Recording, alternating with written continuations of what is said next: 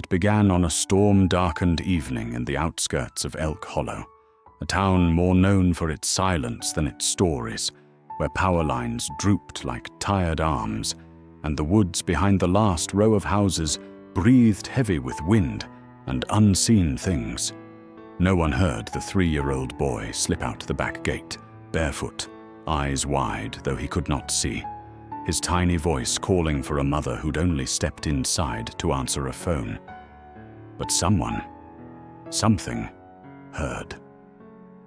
Neighbors would later say they had thought the distant crying was just wind or a stray animal, until it turned to sharp, pleading sobs drifting from the woods, swallowed almost immediately by the thunder. By the time search parties arrived, the storm had turned the forest floor to a maze of mud and slick roots, and panic clawed at the community like the dark itself. What none of them knew was that the child, little Jamie, had fallen down a shallow ravine, his hands scraped, tears mixing with rain, calling for help that could not find him. But something else had. A large, lean German shepherd, ribs showing through a coat once golden but now dark with mud and time, had been watching the town from the woods for weeks. No one knew where he came from, only that he never approached, never barked, only watched. That night, drawn by Jamie's cries, he moved like a shadow through the trees, appearing suddenly at the edge of the ravine, amber eyes gleaming in the lightning flashes. Jamie, shaking and blind, reached out toward the sound of sniffing breath, and the dog stepped forward, pressing his cold nose into the boy's palm as if to say, "I've got you." The dog barked then, once, twice, 3 times, sharp, deliberate, and loud enough to draw the searchers off course. It was Officer Nate Callahan, already soaked and running on adrenaline, who heard it and turned, heart stalling as he caught sight of a massive silhouette standing guard beside a hunched figure in the ravine. He shouted and rushed forward, sliding down the embankment, and when he reached Jamie, the boy clung to him sobbing, but pointed toward the shepherd. "He stayed with me," Jamie whispered. "He didn't let the lady take me."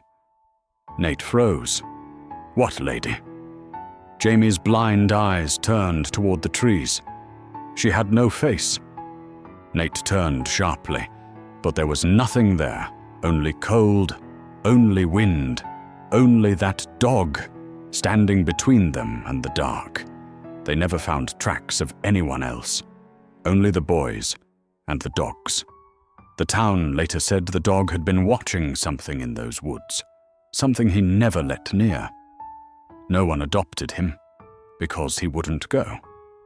But from that night on, the townspeople began leaving food by the ravine, and every evening the dog would return, sit at the edge, and wait. Not for rescue, but for the next soul who might cry in the dark, who might need saving from something no one else could see. They named him Sentinel, and no one ever questioned the boy again. Not when he said the dog had growled just before the whispers stopped, or that he could feel the shepherd's heartbeat through the storm, steady as the last lighthouse before the sea. The boy's words haunted Nate long after the storm passed. She had no face. He'd tried to dismiss it, chalk it up to shock, to a child's imagination. But deep down, something felt off. Jamie's story didn't change, not once, not in all the times doctors, therapists, and well-meaning neighbors asked him what he meant. She was whispering bad things. Sentinel growled and she stopped. The name had stuck. The stray shepherd, still refusing every attempt at adoption, had become a fixture near the ravine, seen mostly at dusk, watching the woods like a sentry. He didn't bark, didn't chase deer, didn't interact with the other dogs in town. He simply waited. Nate, off duty more often now, began visiting the ravine himself, not out of duty, but something closer to instinct. The dog always appeared just as he arrived, melting out of the trees like smoke. They formed a quiet understanding, No leash, no commands. Just trust. And it was on one such evening, nearly 3 weeks after the rescue, that Sentinel did something different. Nate had just stepped into the woods, flashlight cutting through the deepening blue of twilight, when the dog stood and began walking. Not toward him, but deeper into the trees. He paused only once, looking back to see if Nate was following. He was. They moved for nearly half an hour, the air growing colder, heavier, until Nate spotted something through the brush, a clearing, ringed with old stones, overgrown and quiet in a way that made even the wind seem cautious. In the center stood what remained of a stone well, crumbled at the edges, its mouth yawning open beneath creeping vines. Sentinel sat beside it, stiff, ears alert, eyes fixed on something Nate couldn't see. He stepped closer, and the air changed, sharpened. It was the smell, not of death, but of something forgotten for too long. Nate knelt beside the well, brushing away moss from the edge, and spotted the faint outline of carved initials, LT, 1934. The hairs on the back of his neck rose. The town archives had once mentioned the Longthorn orphanage, shuttered in the late 30s after a fire. Records were sparse. Whispers suggested abuse. Some claimed a caretaker vanished during the evacuation, never found. She had no face, Jamie had said. Nate leaned over the edge of the well and shone his light down, but the beam didn't reach the bottom. Just endless dark and a faint whisper of wind that didn't seem to move the trees above. That night, Nate couldn't sleep. He combed old newspaper clippings, town records, anything he could find. The name LT returned again and again. Lydia Thorne, caretaker. Accused but never convicted. Last seen. Searching for a missing child who was later found drowned near the ravine. She took children who couldn't scream, one faded article said. She liked the quiet ones. Nate returned the next night with rope, gloves, and his flashlight. He didn't tell anyone, just Sentinel, who met him at the tree line. Together they stood at the edge of that ancient well as the sun dipped away. And then, just before Nate prepared to descend, Sentinel let out the first real bark Nate had ever heard from him. Low, forceful, warning. Not at Nate, but toward the trees. Nate turned and froze. Between two oaks, maybe 30 feet away, stood a pale figure. No features, no eyes, just the suggestion of a woman, blurred at the edges like fog refusing to take shape. Sentinel stood between her and Nate, body rigid, growling now, a sound that seemed to warp the silence itself. The figure didn't move, didn't blink, and slowly, without a word, it faded back into the trees like it had never been there. Nate dropped to one knee, adrenaline roaring, and looked at Sentinel. The dog turned back to him, calm now, and sat once more beside the well.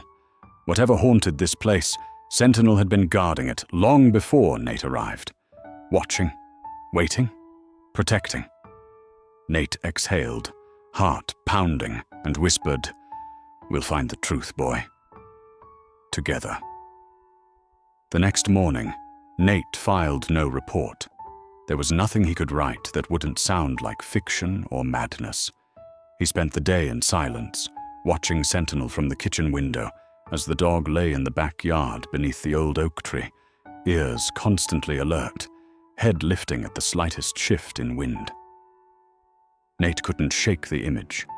The figure with no face, standing still as stone, yet somehow alive with something cold.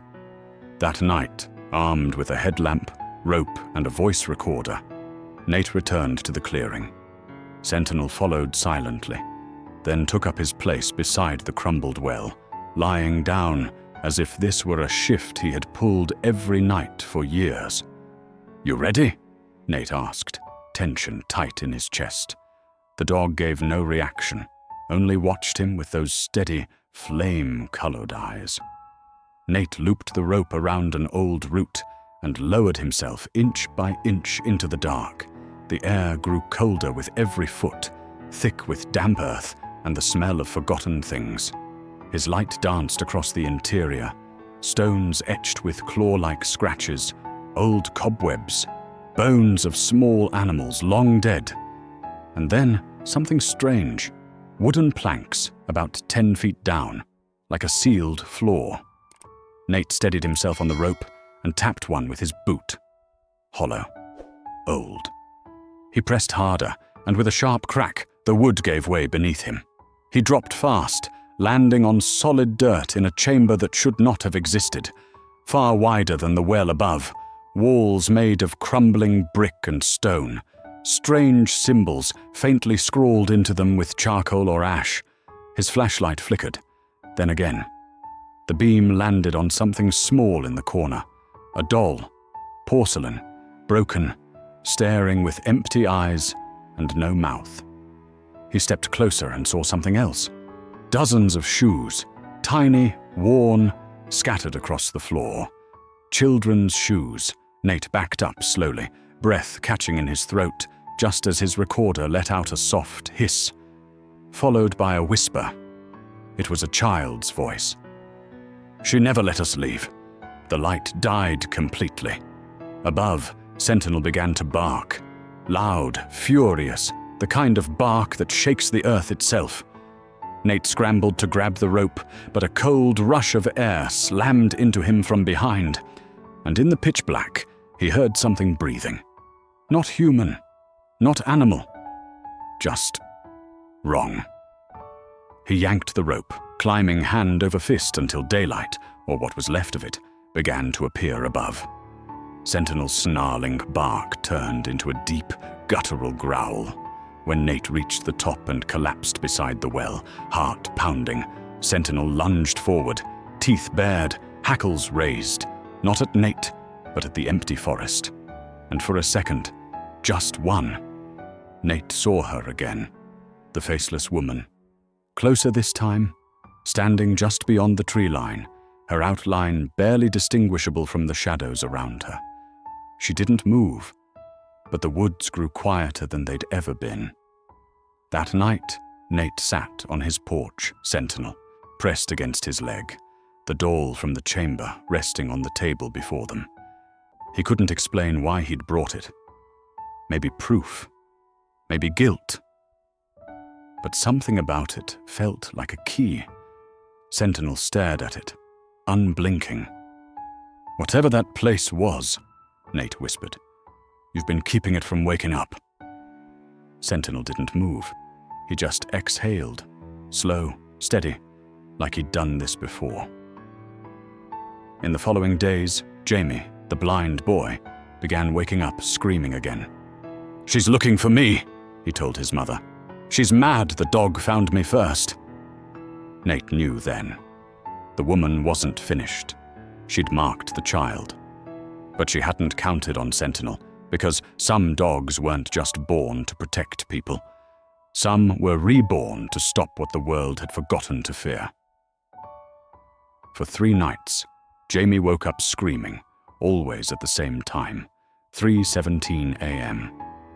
His mother, exhausted and terrified, said he would sit upright in bed, face pale with sweat, hands trembling as he whispered, "She's closer now. She's walking." The therapist called it trauma. Nate called it something else. Because every night at that same hour, Sentinel would rise from his place by the window, hackles raised, body tense, and stare into the dark like he was tracking something that left no scent, only cold. Nate started sleeping in uniform. He kept the doll from the well in a sealed evidence bag on his desk, unable to shake the feeling it didn't belong above ground. The carvings on its back, ones he hadn't seen in the dark, were symbols he later matched in old town archives. Binding marks, warnings, symbols from the orphanage era, meant to keep something sealed. And now he had broken them. On the 4th night, Jamie's cries didn't stop. His mother called Nate just after 3, sobbing, saying her son was standing in the living room, eyes glazed, whispering, "She's coming through the trees." Nate rushed over, heart hammering, Sentinel already growling from the passenger seat before they arrived. The moment the cruiser stopped, Sentinel leapt out and bolted toward the back of the house. Not barking, not waiting, just running. Nate followed, flashlight in one hand, the other gripping his sidearm, even though deep down he knew bullets couldn't stop what was moving in the dark. He found Sentinel at the edge of the woods behind Jamie's house, body rigid, staring into the trees. And then he heard it. A sound that didn't belong to the forest. A lullaby, software warped, sung with no mouth. Nate raised the light and froze. There she was, faceless, pale, floating just inches above the forest floor. The air around her shimmered like heat rising from pavement, except it was freezing. Sentinel stepped forward, not growling now, but warning, each breath from his nose thick with frost. Nate shouted, "Leave the boy alone!" The woman tilted her featureless head and pointed at Sentinel, and then everything broke at once. The trees behind her bent inward. Wind screamed through the branches. Nate's light flickered and died. He drew his weapon, blind, but it was Sentinel who acted, leaping forward into the dark with a sound Nate would never forget. A growl not of anger, but of pure defiance. The wind stopped instantly. The forest fell dead silent, and when the light came back on, she was gone. Sentinel stood alone in the clearing, breathing hard, but unharmed. Nate stepped forward, voice shaking. "You stopped her." The dog looked at him, not proud, not triumphant, just tired, as if he'd done this before, as if he remembered something Nate still didn't know. Later that morning, back at home, Nate sat across from Jamie, who clutched a blanket tightly in his hands. "She was in my dream," Jamie said. "She said the dog took her child away, that she can't rest until she gets one back." His voice dropped. "She was going to take me." But Sentinel stood in front of me in the dream too. He touched the scar on his palm from the night he was lost. She tried to reach through me, and she screamed because she couldn't. Nate finally understood. Sentinel hadn't just rescued Jamie. He had marked him, claimed him, and whatever power remained in the dog's soul, whatever force had allowed him to survive, to remember, to guard that clearing for so long, was stronger than whatever darkness had once used the orphanage to hide. But Nate also knew one thing more. This wasn't over. The woman wasn't banished, only pushed back. And now that Sentinel had drawn her out, she would wait again, watch again, until someone else forgot to be careful. And in that moment, Sentinel laid his head in Nate's lap, eyes closing, not in peace, but in preparation. Because some battles aren't fought in daylight. Some heroes don't wear capes or carry guns. Some just sit at the door when the night gets too loud and wait for what comes next.